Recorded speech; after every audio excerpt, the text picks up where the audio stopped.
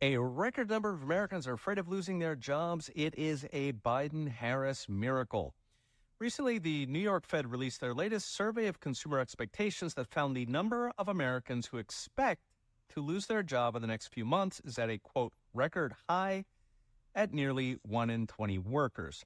The series only goes back to 2014 when the economy was crawling back from the 2008 crisis, but is currently higher than 2014 when official unemployment was nearly 7%.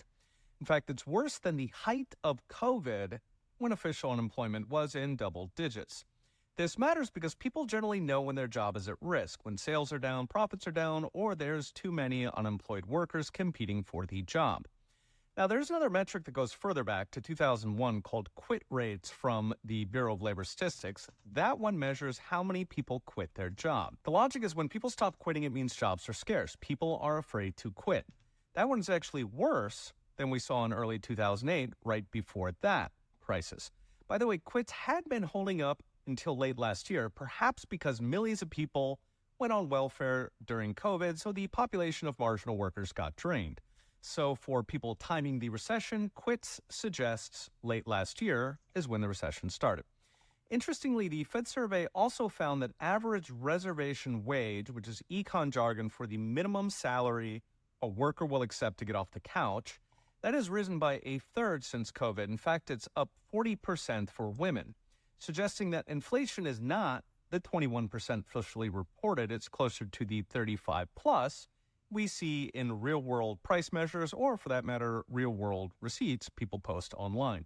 I mentioned in previous videos that if inflation is higher, it means we could already be in recession potentially for years. To see why, according to government numbers, the GDP grew from 22 trillion pre-COVID to 28.5 trillion today. That's about 30% in 5 years.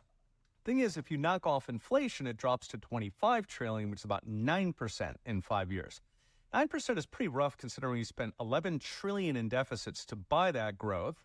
Plus, who knows how much of it is a statistical mirage from migrants. I mentioned before how native-born Americans, including native-born immigrants, have had zero job growth since 2018. Also keep in mind, importing a welfare case, most illegals are on welfare, shows up as GDP. After all, they cost about $450 billion per year, according to a congressional report, and anything spent is GDP. Of course, it's not making us richer, it's GDP that is making us poorer. The problem is, what if inflation was not 21% like they say? What if it was actually 35% like reservation wages and Five Guys receipts say? In that case, the economy didn't grow by 9%, it actually shrank. It got bigger on paper, but prices went up even faster. So what's next? Brought to you by Unchained.com. Even if government inflation numbers are true, we've been stagnant for 5 years. If the numbers are lying, we've actually been losing ground.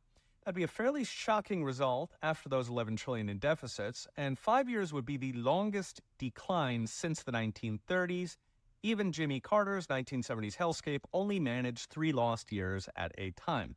So depending on true inflation, we may have already topped that. Okay, we'll be watching. See you next time. Thanks for listening to News Variable. You're officially one step closer to shedding the matrix.